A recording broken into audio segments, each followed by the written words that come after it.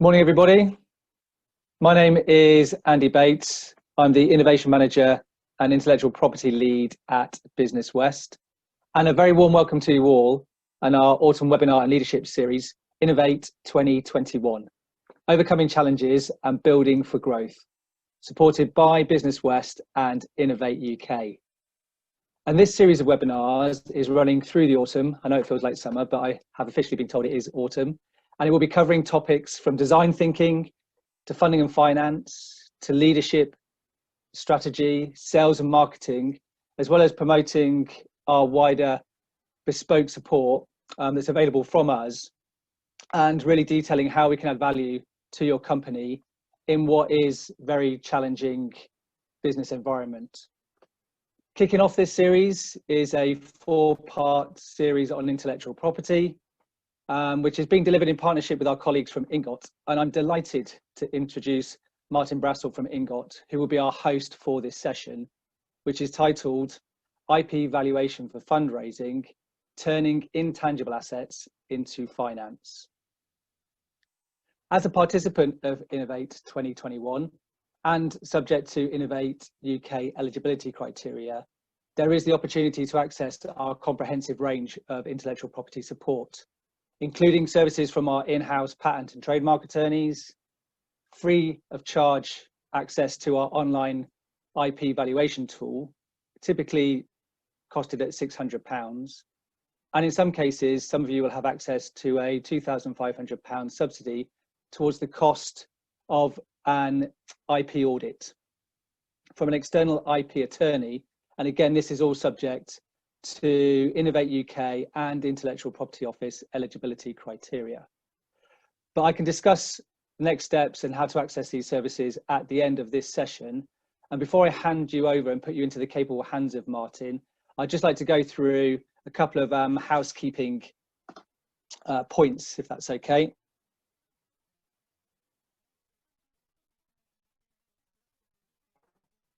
So first off is just to say that, for on-demand purposes, this webinar is being recorded, and also that your personal video turned off unless you're invited to speak by the host. We have got a Q&A function as part of Zoom, and if you'd like to ask a question, you can put that into the Q&A, and you can either do that in person or you can do that anonymously, and that is moderated. Any problems? Please just raise your hand and indicate that you need assistance, and we can help you and support you in that. And then also we've got the chat function as well that you can use as the session runs so that you can communicate with other attendees. And as part of that, what we'd like to do is we'd just like to run a little test with the chat at the moment, because as part of the seminar, we just need to capture who's here today, and to be able to do that so that we can do some follow on and contact you post the session. So it'd be great if we could just spend a couple of minutes just trying the chat session, and if you could please just put your name in there together with your company details, just so that we can record those as well. And Marcus is just going to take us through those 2 minutes and just make sure that we've got everything that we need. And once we've got that, we're handing you over to Martin so that we can start the session. Yeah, they're coming in quite nicely now, Andy, so we can crack on. Great, thanks for that.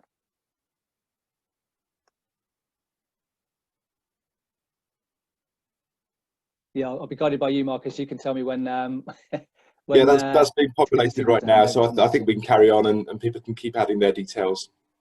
Okay, if you're happy with that, then what I'll do is, without further ado, I'd like to introduce Martin Brassel from Ingot, who's going to take us through this session. Martin, over to you, please. Thank you very much, Andy, and good morning, everybody. I will just share my screen, which will take the merest hint of time, I hope.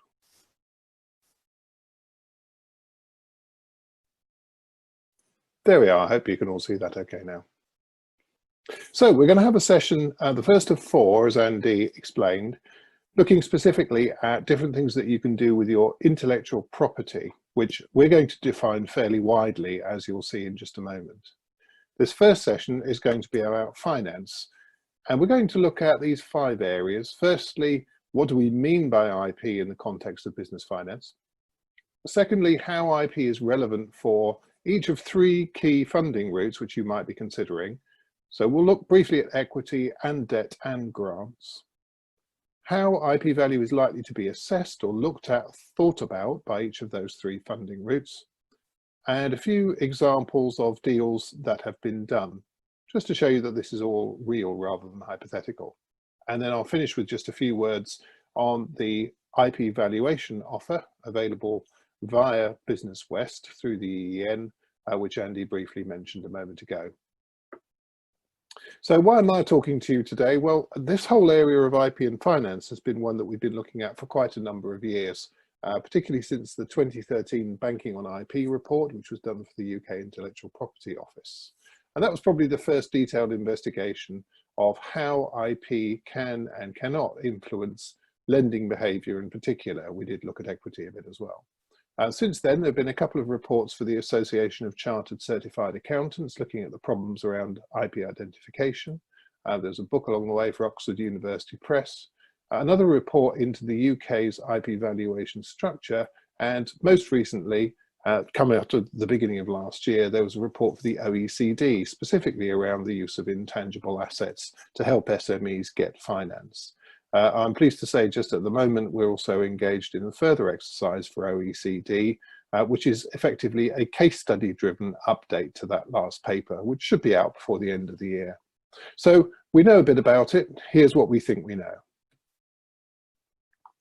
The first thing to stress is that we shouldn't just be preoccupying ourselves when we're thinking about finance with the type of intellectual property assets that you probably spend most time thinking about, which is the ones that you can register.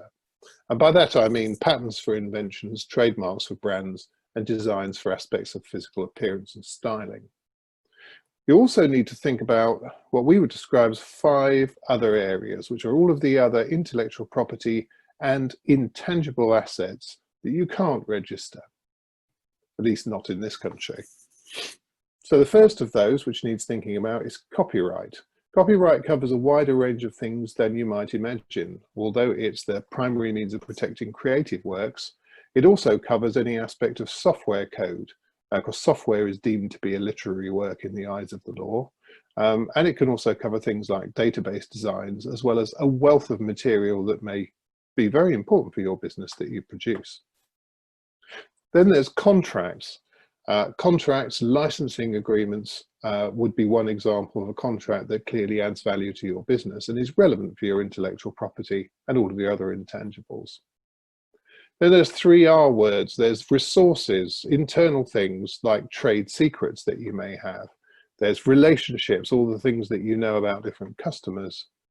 And there's recommendations, which you can think of as being all of the awards and the permissions that your business has which help it to trade. So you might be asking, well, why such a broad range? Here are some answers to that. Registered rights are pretty important in lending because you can at least verify their existence using external databases. These are not foolproof, they're not always 100% up to date on the latest status, but they do give a lender or an investor comfort that you have something which has got your name against it. Also, technically, if you're going to use intellectual property rights in lending, these are rights which can have a security interest registered and taken against them in the form of a fixed charge. But it's important not to overstate the importance of some of these rights. I can't think of many businesses for which trademarks would be entirely useless, but I can certainly think of quite a number of different sectors where patents are probably of limited, if any, relevance and importance because they don't concern the right kind of protectable technical innovation. And similarly, design protection, although that's quite broad, isn't relevant for every business. So that's one of the reasons why you need to dig deeper. And the Gold Seam profiling tool that's on offer as part of the valuation package will help you to do that. Similarly, as Andy said, if you have an IP audit, if you're eligible for one and able to get it, that can take a more detailed look at other types of intangible assets like the ones we'll talk about now. So copyright covers these business critical assets that are important to understand because they're probably driving revenue or driving cost savings in the business. And both of those things are really important to think about when you're trying to come up with a value for your assets. Contracts are really vital because they help lenders and investors to understand how much reliance they can place on your business plans and the forecasts that you come up with. If there's no contractual basis, if there's nothing agreed in writing or even verbally agreed, then it's harder for them to have confidence that you're going to be able to deliver on your plan. So those contracts are an important intangible asset. The resources and relationship categories really show whether you've got the internal and external competencies and connections to be able also to deliver on that plan. So your internal resources might be things like the specialist know-how that you have access to within your business, and proprietary processes or technologies or algorithms even that actually run it. And these are important to make your business work. But of course, there's not much point in having a wonderfully efficient business if it has absolutely no customers, and the relationships that you have with the customers are actually what drive the revenue. So again, whether they're contractual or whether they're non-contractual, it's really important to be able to talk about them and explain how they add value to your business for a lender. And then lastly, there's this recommendations area. Recommendations, or as we sometimes call them, approvals and endorsements, are a slightly different type of intangible asset. They include things like permissions that you might require to trade, quality approvals, grant funding, R&D tax credits, all these other things that are not necessarily unique to your business, are like other types of intangible assets, but are a really important seal of approval, if you will.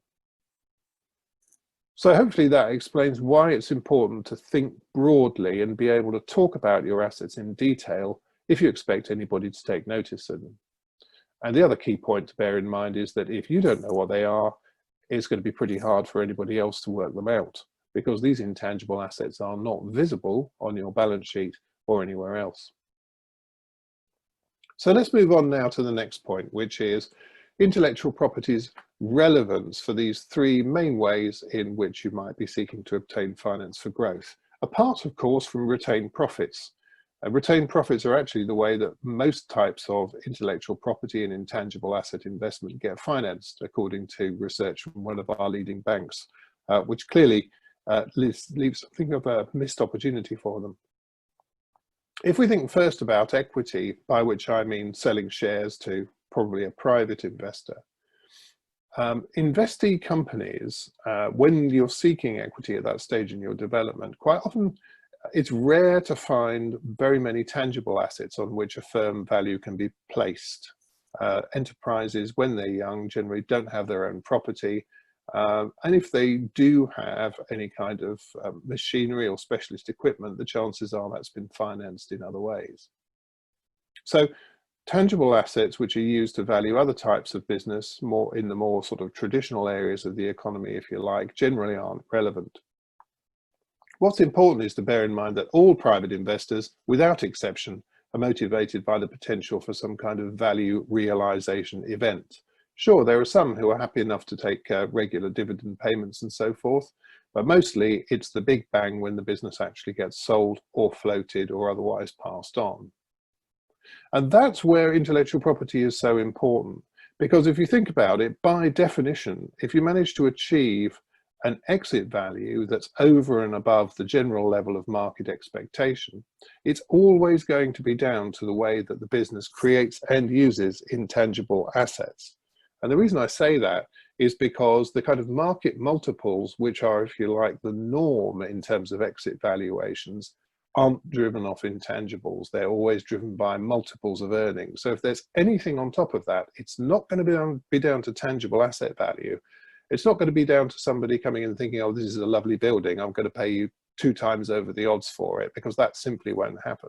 It's going to be down to the potential that somebody else sees in ways to exploit the intangible assets that the business has created, because innovation creates intangibles.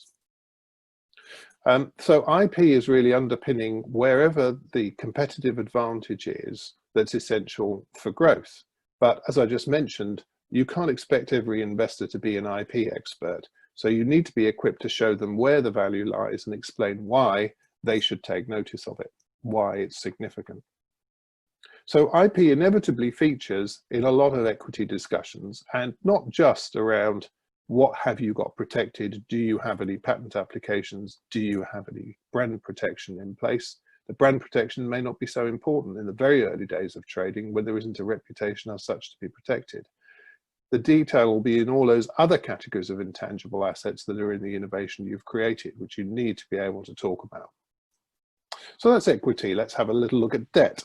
In terms of commercial borrowing, which is the main aspect of debt that I'm thinking of now, it's pretty common for a bank to take security over all of a business's assets, including its intellectual property. So if you read the wording of a bank debenture, the chances are it'll include IP. And the chances are that it will also mean that there is a collateral charge taken over that. What this means is that the assets are in fact at risk if the loan should default for any reason. So although traditional forms of collateral and security are more around tangible assets like property, actually intangibles are, at least in theory, within the basket of assets that a bank can take control over if things don't go to plan. The challenge is that banks have very seldom in the past attributed any real value to this intangible assets. So they're taking more collateral than they need to in order to protect themselves against the loan and not giving you any value in return.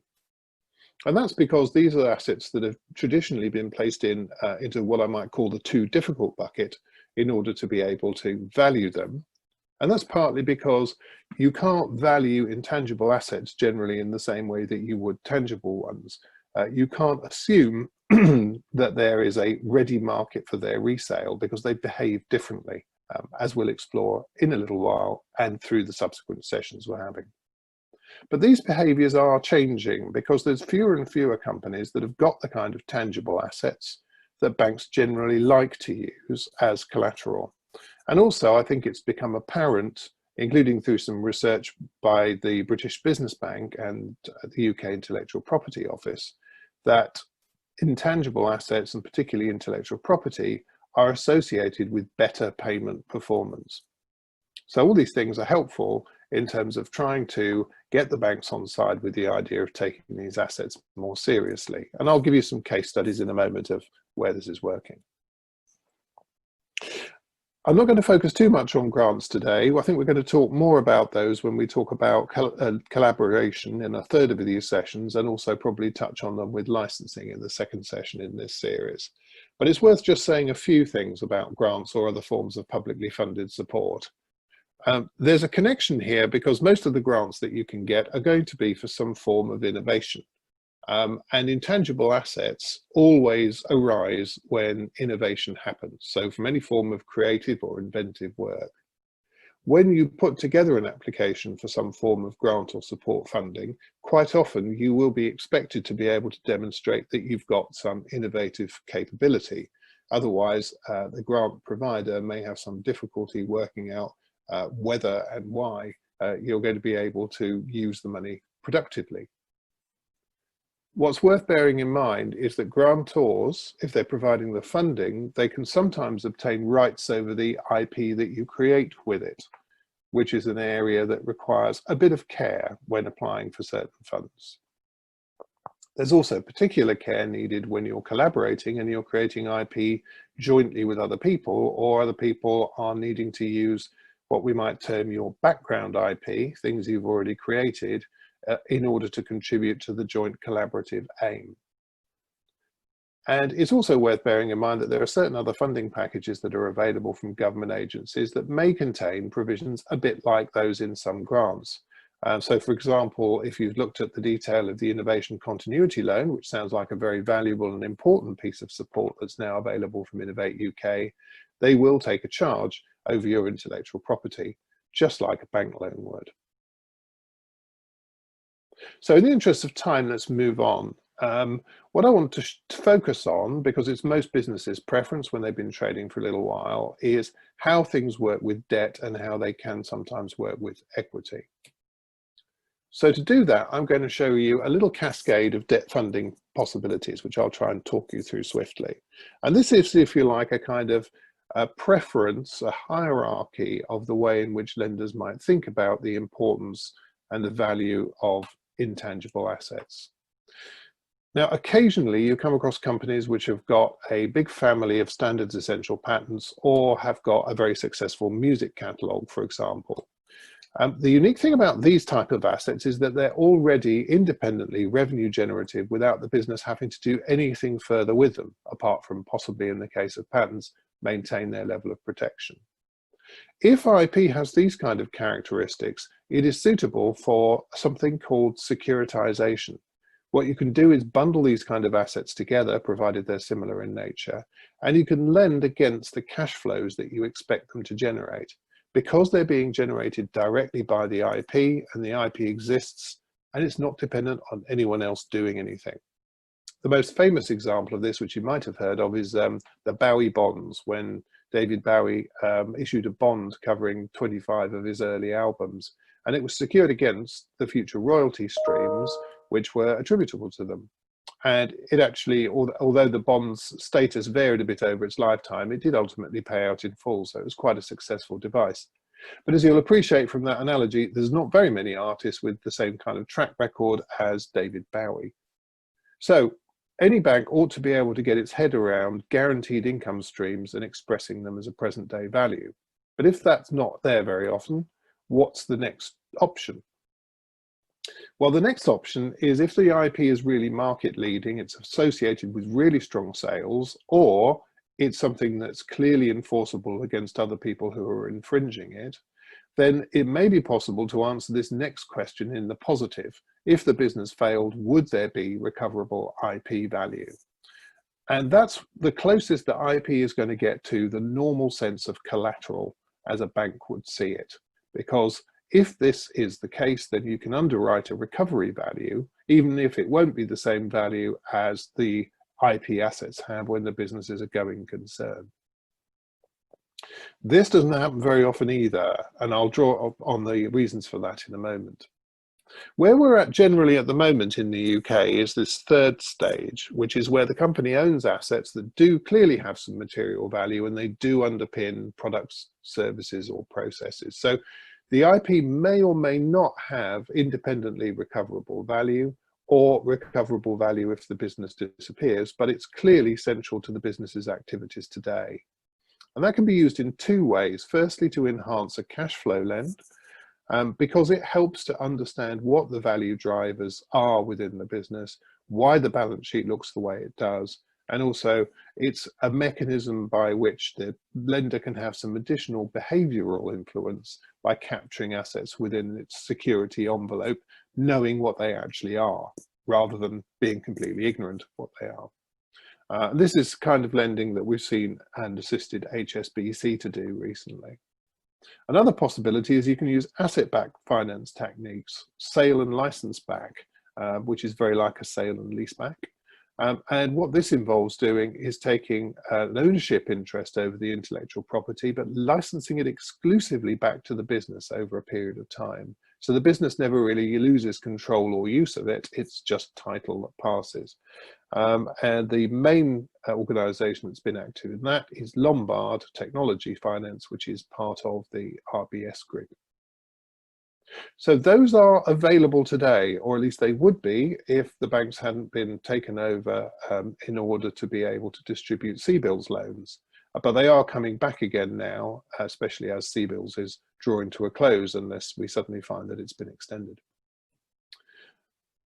If none of those apply, then we're into venture debt. So this is where you have a tech business that's got very strong equity backing, has probably already secured a number of millions of pounds or dollars in recognizable venture capital or private equity backing.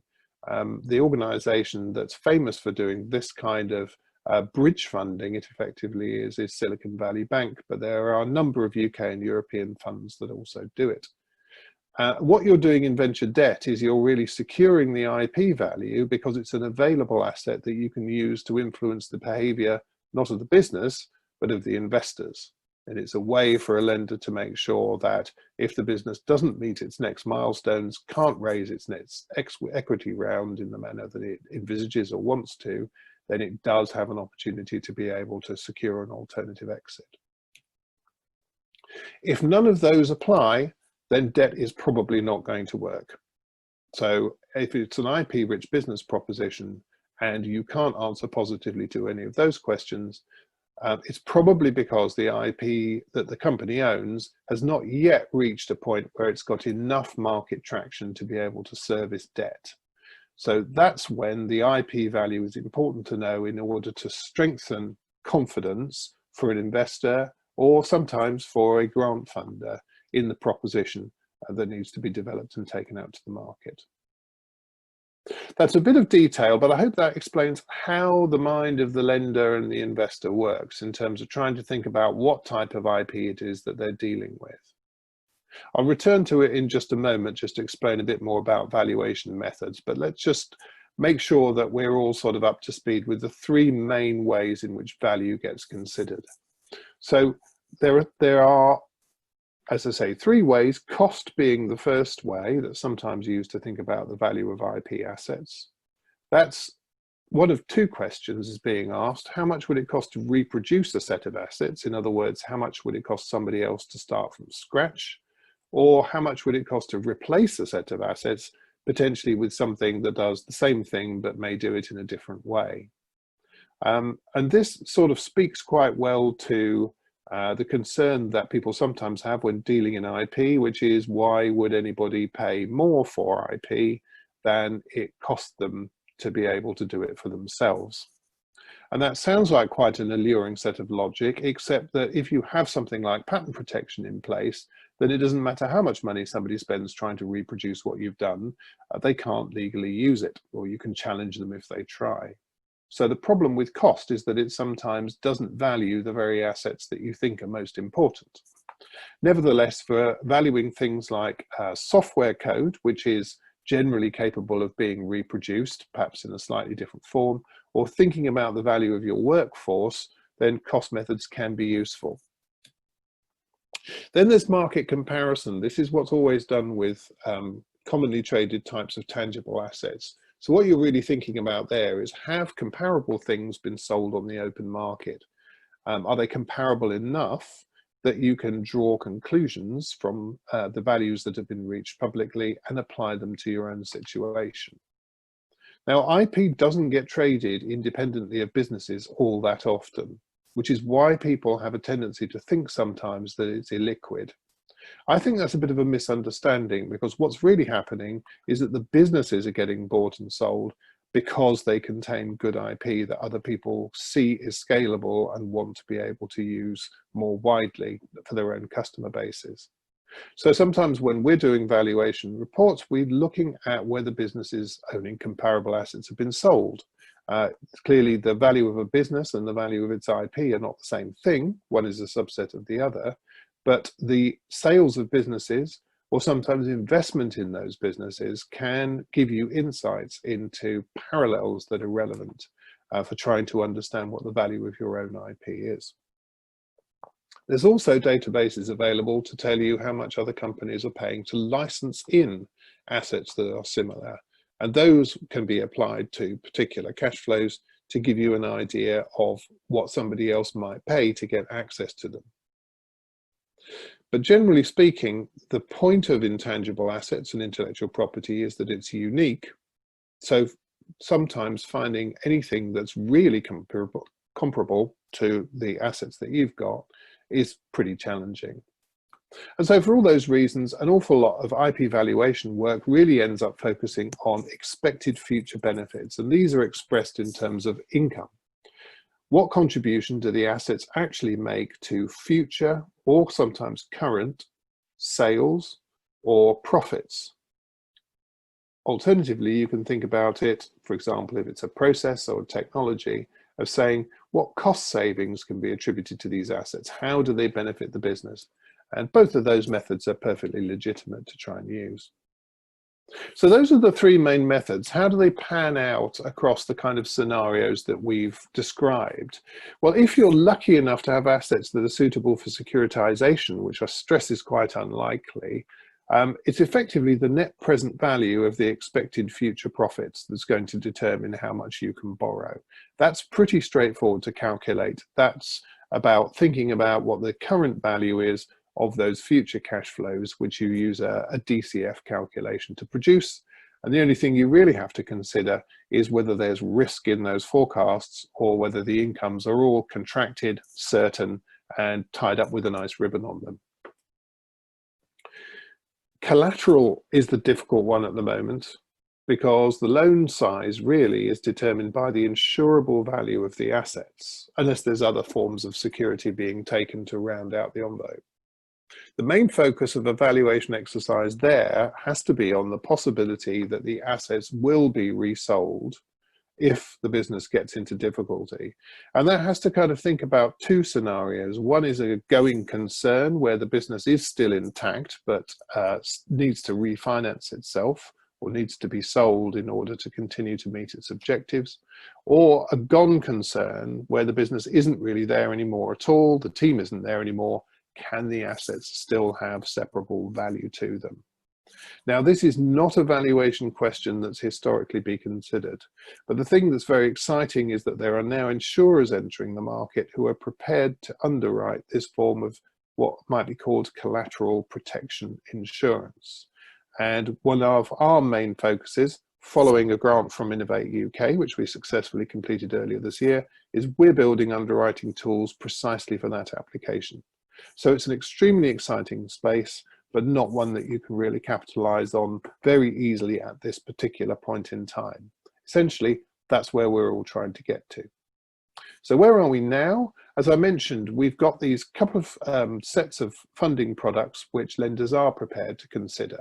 Here, the loan size is mainly going to be determined by how much the business can afford to service. There's a slight difference in emphasis between the two types of product, if you like.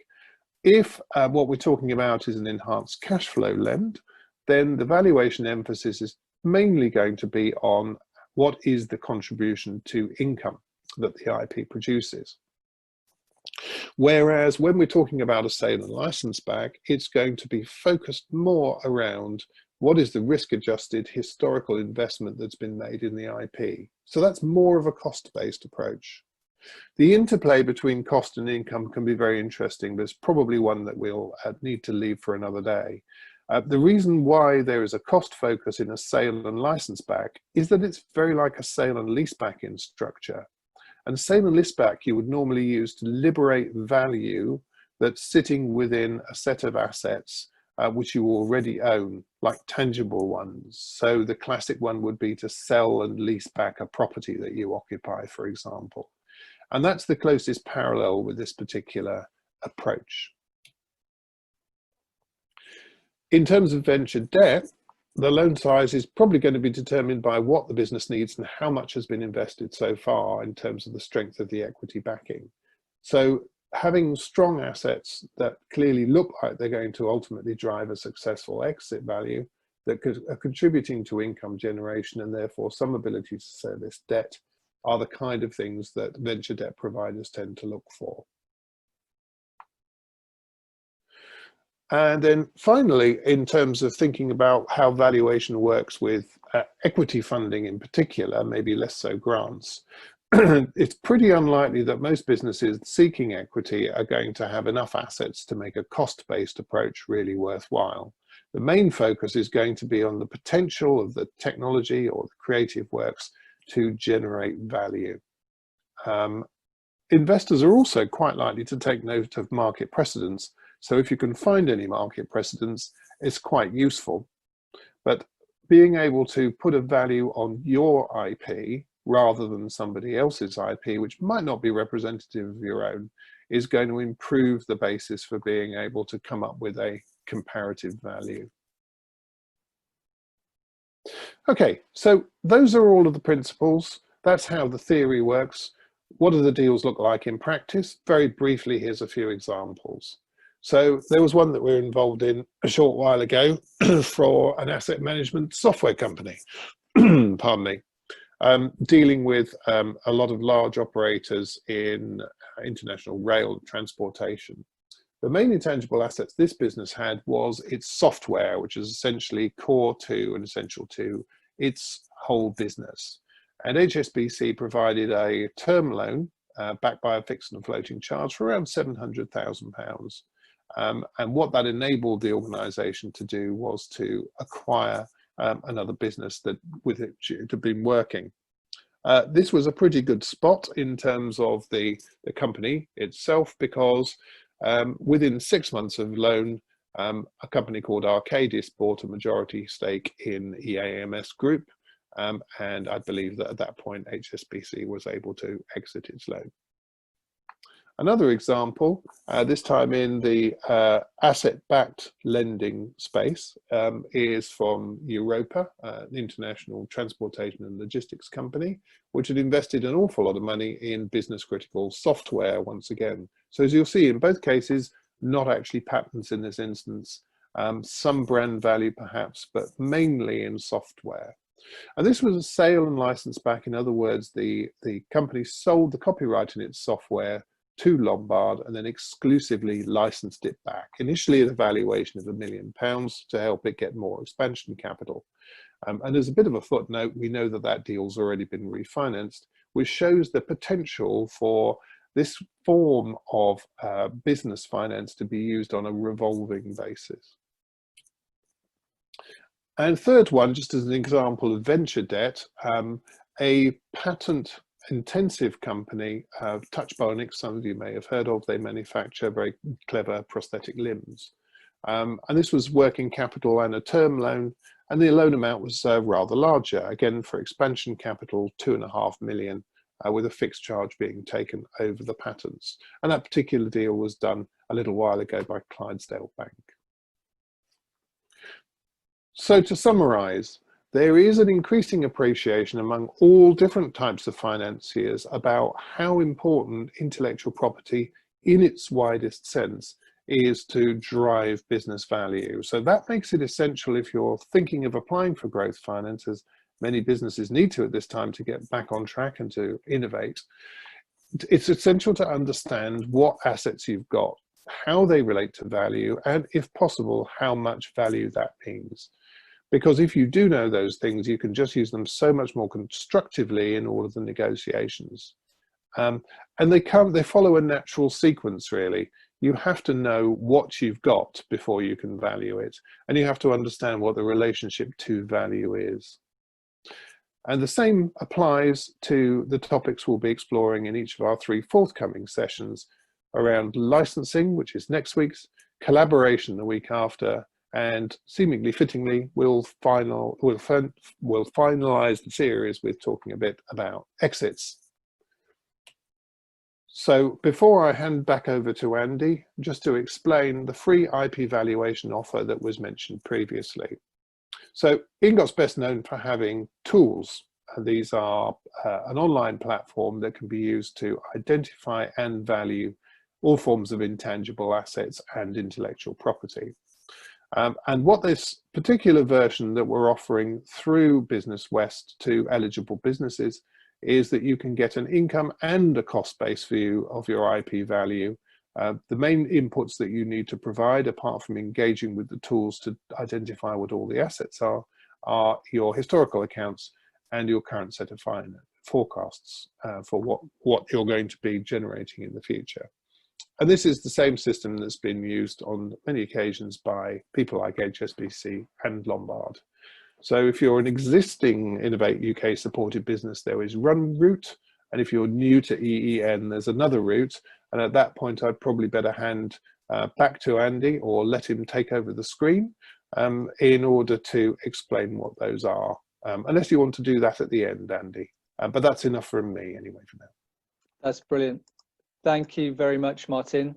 Yes, what we'll do is that I'll take that at the end and we'll just go into a little bit around doing a Q&A session. And so I've just, the slides have gone a bit funny. We'll do the, just do the Q&A session. We've got a few questions coming in and I'll just pick up with what those are. Just bear with me a second.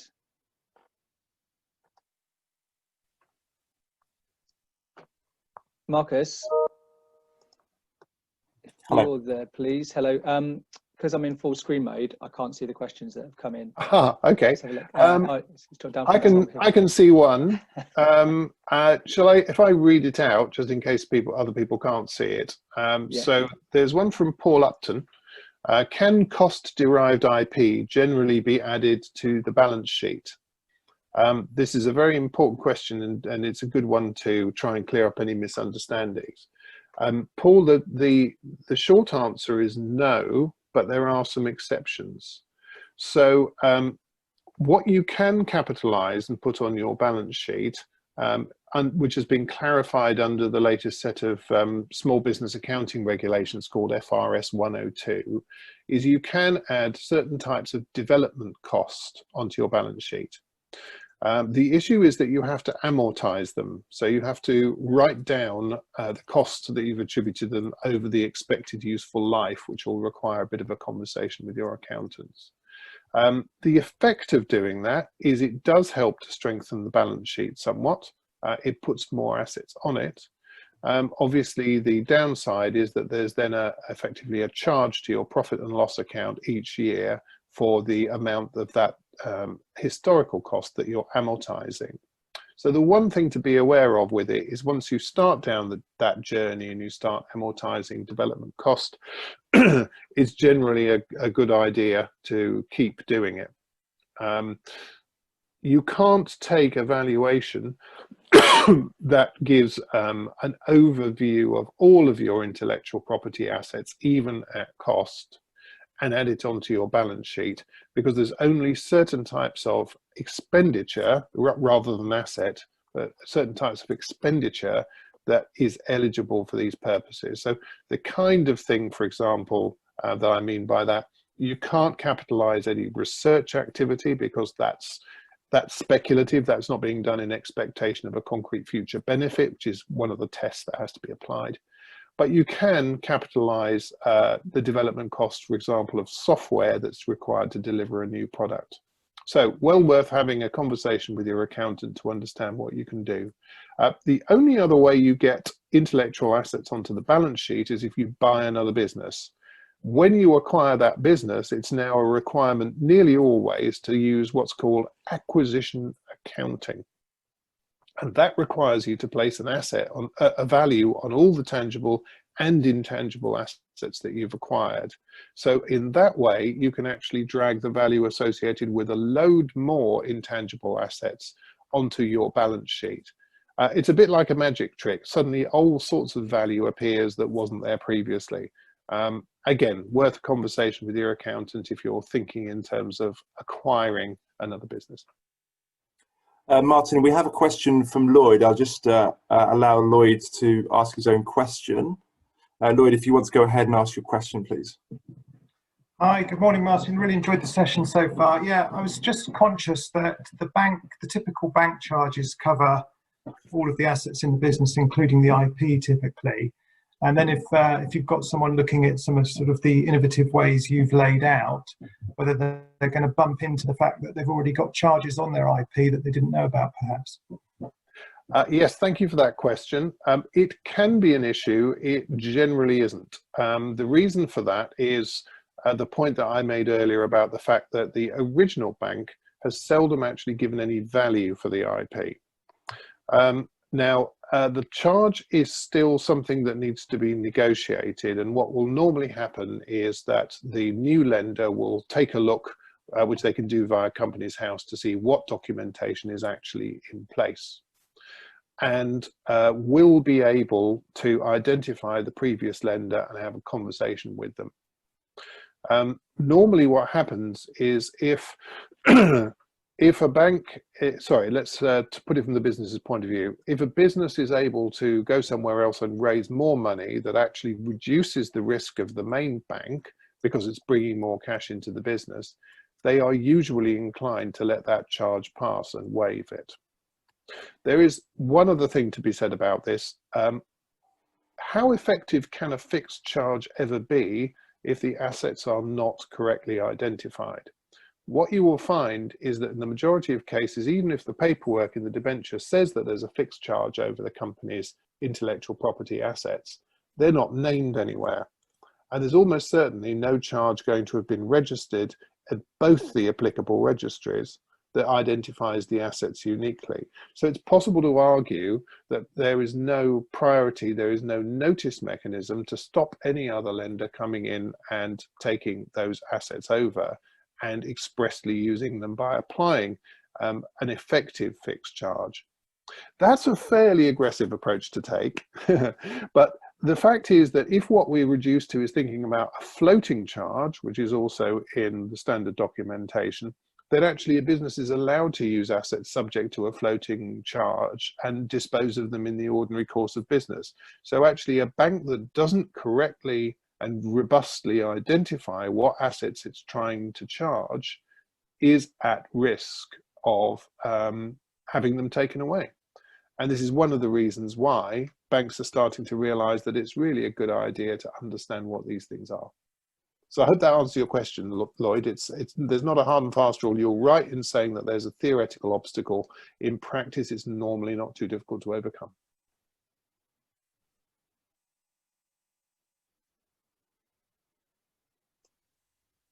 I can see another one that's come in, Martin. I don't know if you can see that one.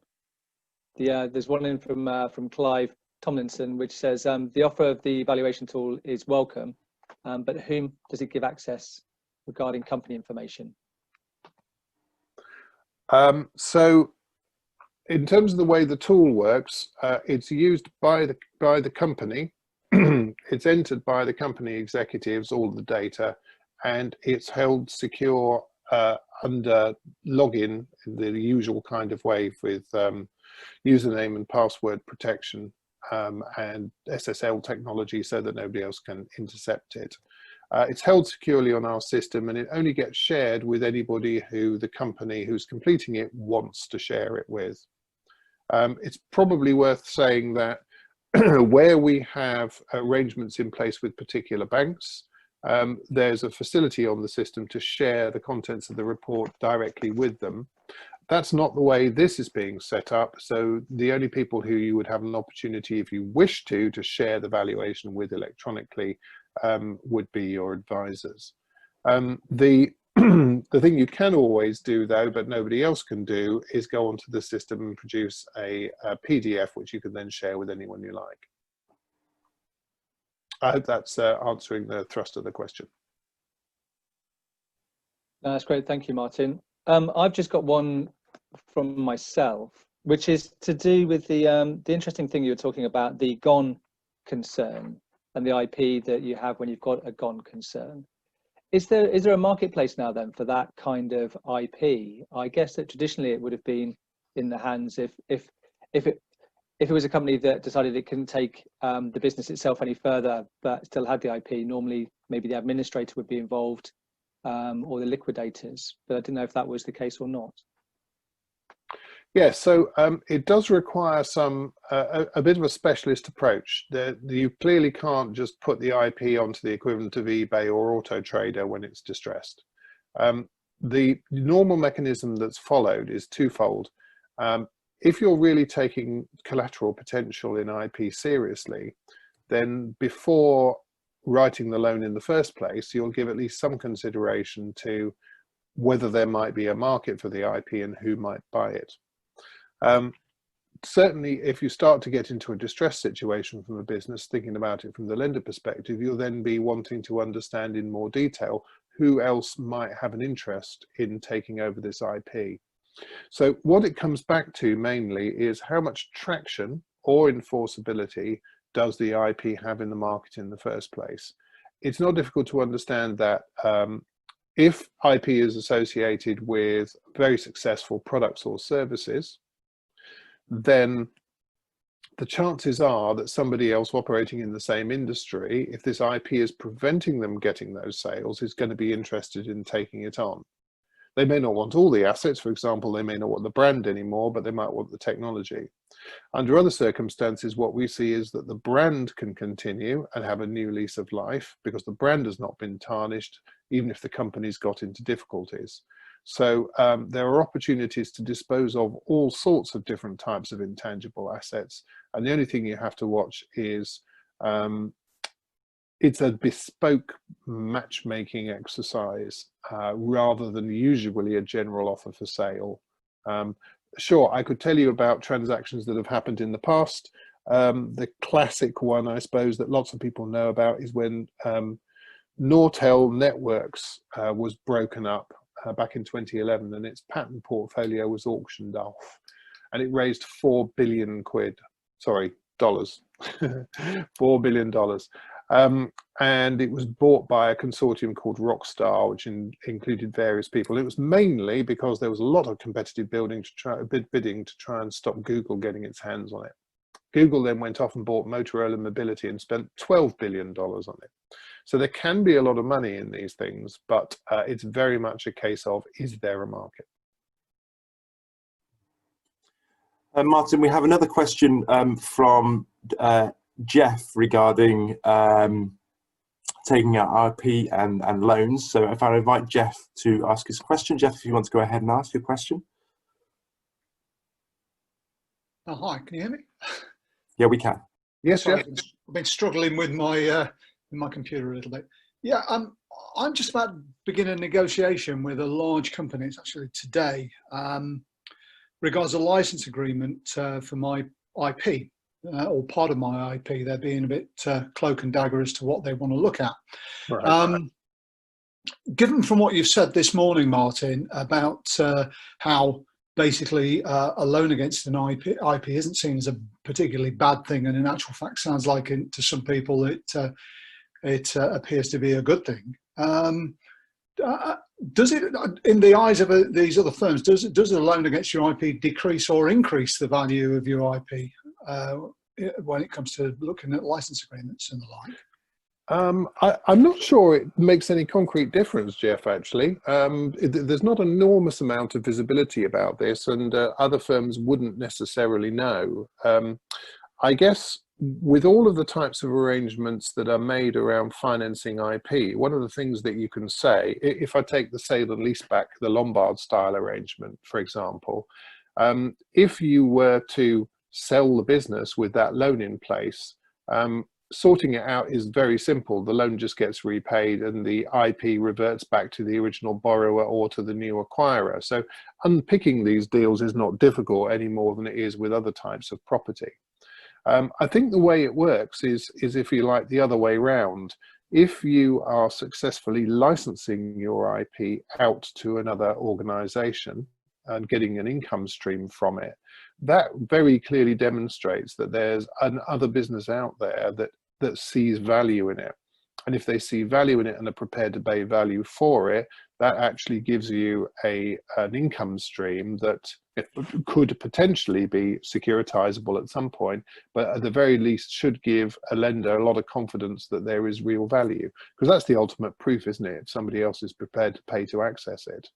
So I think it doesn't appear to me to be a downside from the point of view of other businesses, but it can definitely be an upside if you can demonstrate that the IP's independently got value. Okay. Arm Holdings has just been mentioned, yes. Well, yeah, so there are businesses obviously that exist solely on IP-backed licensing, or almost solely. I probably wouldn't characterize Arm in quite that way. But and you can turn it into extremely profitable income streams. In order to do that, you clearly need really hot IP that everybody wants. Right, okay. And there's just an additional question from that, if you don't mind. Is that okay? Yeah, fine by me. That's okay, please. Yeah, is that if in the negotiations, I mean, should I really then be considering the licensing agreement that they have with my IP in terms of the negotiation? Because I mean, we're talking of something that's, to me, appears incredibly woolly as to what my IP as a license means to that firm, and how they would view that in terms of loans and things like that they would want to take out against that license. Right. So I don't think they would be able to take out a loan against the license. It would, because they don't own the IP. So they wouldn't have anything available for security other than the contractual agreement to continue licensing your IP. And that wouldn't be close enough to a bank to take security over the asset. but I think it's an interesting question. If you're able to, I'm sorry it's a week late. We should have done these the other way around. But if you're able to join us again next week, we're going to talk about different types of IP licensing then. Great stuff. Well, thanks very much. It's really interesting, and yeah, you'll see me next week. Very good. That's brilliant. No, thank you very much for that, Martin. And sadly, as far as the Q&A goes, we've run out of time. So I'd like to give a big virtual round of applause and a big thank you to Martin for his session. And just to say that we will be making the video available after this session, so everybody will have a chance to go back over it and have a look at it, and field in any questions that they'd like to do off the back of that. As I mentioned at the start in the welcome, as participants of Innovate 2021, you do have the opportunity to access our comprehensive range of intellectual property support that will be tailored to your business needs. For those of you that are on this session that are existing Innovate UK beneficiaries and in receiving grants and services from Innovate UK, one of our innovation specialists or your innovation specialist will contact you in the next couple of days just to chat through what your needs are and how best we can support you and your business. For those of you that aren't existing UK beneficiaries or haven't received anything at the moment and would like to discuss your business needs further, then please do contact the Enterprise Europe Network. I'm just going to try and flick through. There we go, yeah. And there's our details up there. And again, the Enterprise Europe Network team will be able to talk you through it and discuss how best we can support you in what your needs are. So really for me, and also what we do is that we will be sending an email off the back of this session as well. So you'll receive all this information and make it easy for you to contact whoever it is you need to contact. And yeah, really just says for me to say thank you for taking the time out of your very busy diaries to participate in Innovate 2021 and this first in our programme, and very much look forward to seeing you on future Innovate 2021 webinars. As Martin said, we've got another one lined up for next week, same time, when we will be looking at IP evaluation for licensing, as Martin said, and with the tagline of, yeah, making your assets work harder. And yeah, if you haven't already done so, then please do register today, either by searching for Innovate 2021 on Eventbrite, or by following the link in the email that we will be sending you following this session. Thank you very much, and we really look forward to seeing you next time.